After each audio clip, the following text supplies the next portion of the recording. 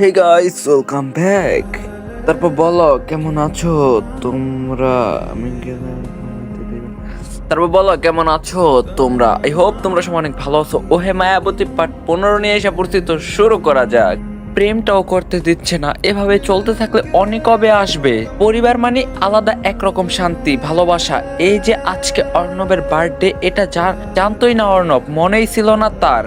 ছাদে পা রাখতেই সারপ্রাইজ হয়ে গেছে। দুই বোন কেক হাতে তাজ পরে দাঁড়িয়ে হাসি মুখে। বাবা মায়ের মাথায়ও তাজ, তাদের ঠোঁটের কোণায় হাসি। তন্নি বড় টেবিলে সুন্দর করে ফুলের পাপড়ি দিয়ে বড় বড় করে অর্ণব লিখেছে। আর নিধি সে এসব দেখছে। অর্ণব ছাদে পা রাখতেই দুই বোন কেক মায়ের হাতে দিয়ে এক দৌড়ে চলে যায় অর্ণবের কাছে। দুই হাতে দুই বোনকে আগলে নেয় অর্ণব। তারপরেই অর্ণবের চোখ যায় তন্নির পাশে। সেখানে বেলুন ফুলাচ্ছে সাগর। সাগরকে অথই ডেকেছে। মাথাটা গরম হয়ে যায়, একে এখানে আসতে কে বলছে। অথই ভাইয়ের গালে টুপ করে চুমু খেয়ে বলে, আমার সোনা ভাই শুভ জন্মদিন। অর্ণব মুচকে এসে বোনের কপালে চুমু খায়। অথই মুখ ভার করে ফেলে। এটা দেখে আরতি ভেঙচি কাটে। অর্ণব আরতির কপালেও চুমু দেয়। ততক্ষণে তন্নি আর সাগর বাকিটুকু কমপ্লিট করে ফেলে। তারপর কেক কাটার পালা। বাবা মাকে দুই পাশে রেখে বাবার পাশে অথই আর মায়ের পাশে আরতি। আরতির পাশে নিধি আর অথয়ের পাশে তন্নি। আর তন্নির পাশে সাগর। অর্ণবের মাথা হয়ে গেছে গরম।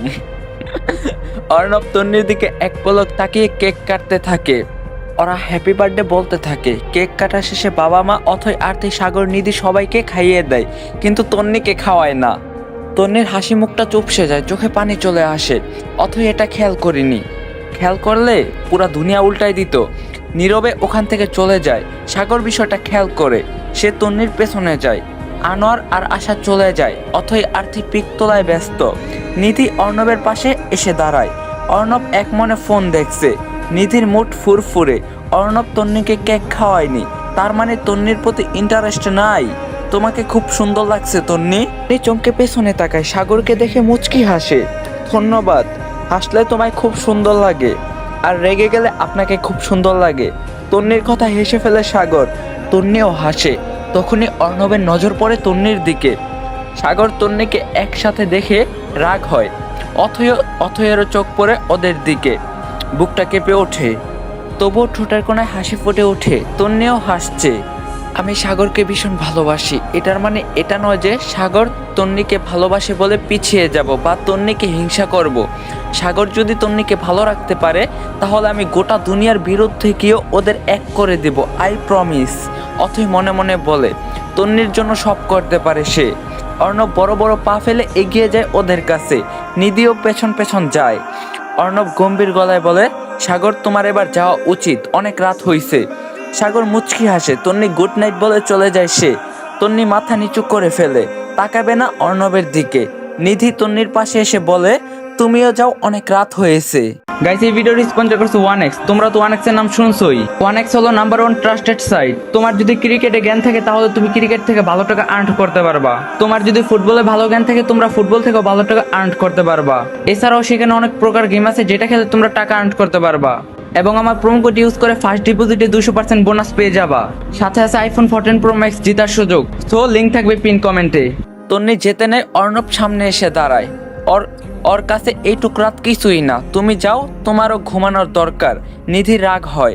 আমি ওকে বলছি, অ্যাকচুয়ালি একটু আগে মুখ দিয়ে অনেক কাজ করছে, তো এখন ক্লান্ত হয়ে গেছে, কথা বের হচ্ছে না, তো আমি হেল্প করে দিচ্ছি। নিধি দাঁত কটমট করে তাকায় অর্ণবের দিকে। নিধি একদম দাঁতের উপর রাগ খাটিও না। বাই এনি চান্স যদি দাঁত ভেঙে যায়, তাহলে তোমার বেবিরা তোমাকে মা না ডেকে নানু ডাকবে, তো তখন কি হবে? হায় আল্লাহ। নিধি ভরকে যায়। তন্নি ফিক করে হেসে ফেলে। অর্ণব হাসে। নিধি অপমানিত হয়ে চলে যায়। তন্নিও যেতে নেয়, অর্ণব হাত টেনে ধরে। তারপর অথয়কে ডাকে, অথয় আমাদের পিক তুলে দে। আর্থির বর কল করছে, তাই সে নেমে যায়। তন্নি হাত ছাড়ানোর জন্য মুচড়ামুচড়ি করতে থাকে। হাত ছাড়ুন, আপনার সাথে পিক তুলতে চাই না আমি। অর্ণব কাঁধ জড়িয়ে ধরে তন্নির, তারপর কানের কাছে ঠোঁট নিয়ে ফিসফিস করে বলে, ছোট্ট ছোট্ট বিষয় নিয়ে রাগ করতে নেই জান। অর্ণব চৌধুরী মারাত্মক রোমান্টিক, তুমি তো লজ্জাবতী। তন্নি থেমে যায়। নড়াচড়া বন্ধ হয়ে যায়, গাল দুটো লাল হয়ে গেছে তার। শালায় লোকটা জানলো কি কইরা এটার জন্য অভিমান করছে। অথই ক্যামেরা নিয়ে হাজির, পোজ দে।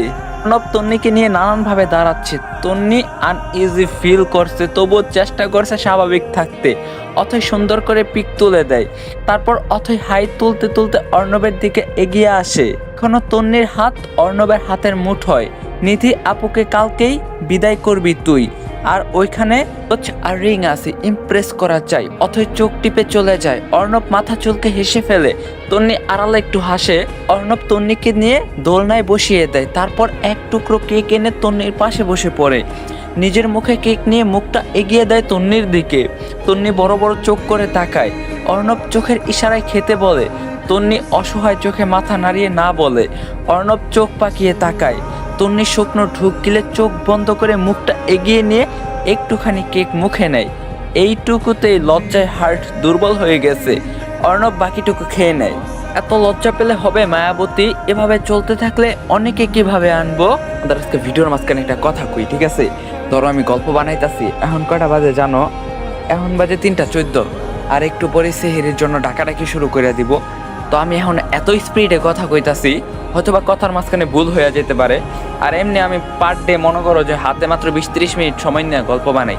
সো সব জায়গায় ভালো রিয়েকশন দিতে পারি না, তার জন্য ডোন্ট মাইন্ড করা যাব না।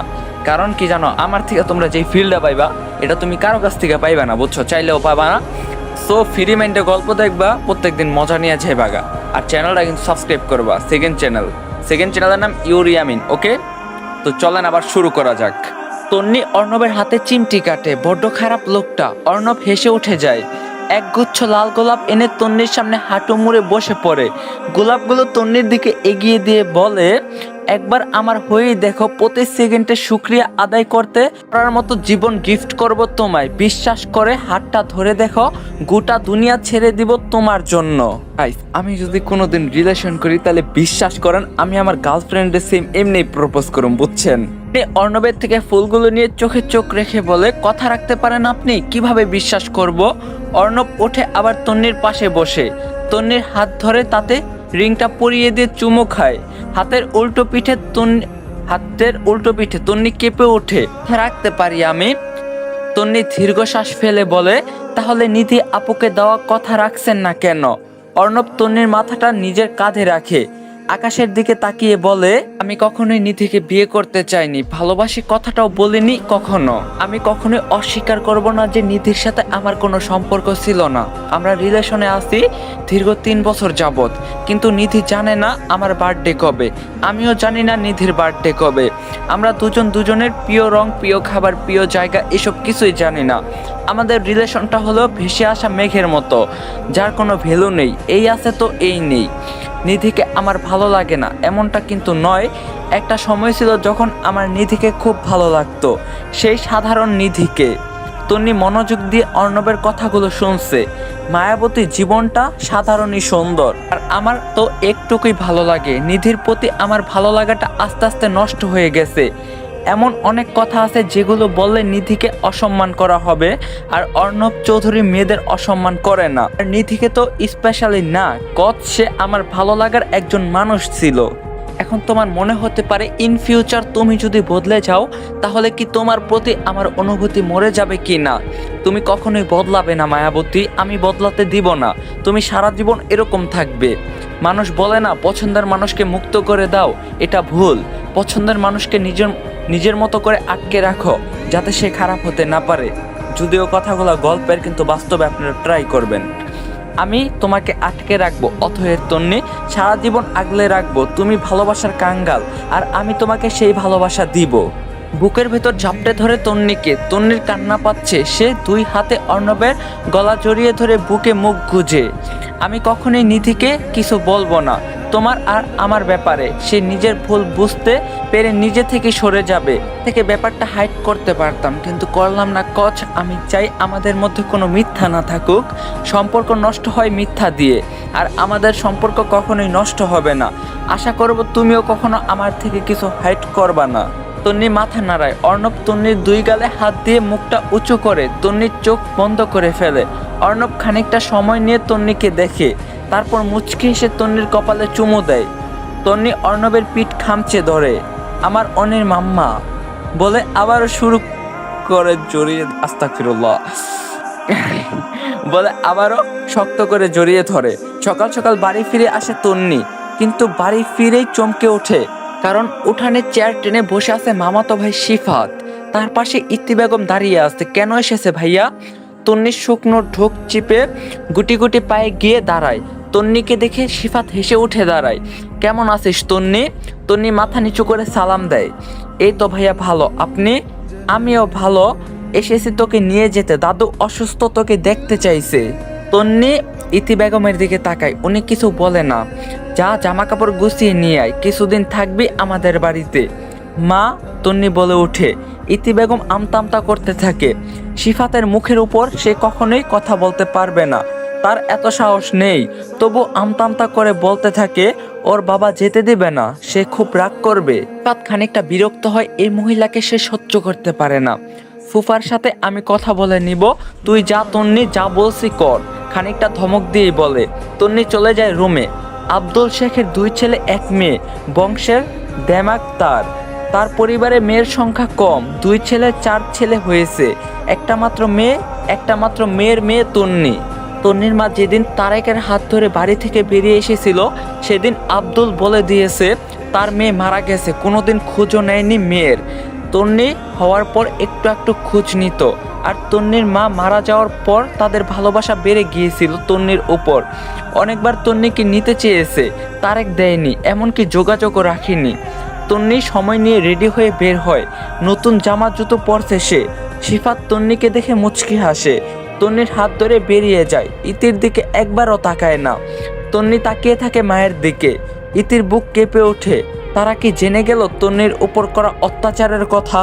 সারা জীবনের জন্য তন্নিকে নিয়ে যাচ্ছে কি? হাঁটু মেরে বসে হাউমাউ করে কাঁদতে থাকে ইতি। আল্লাহর কাছে প্রার্থনা করতে থাকে তন্নিকে ফিরিয়ে দেওয়ার জন্য।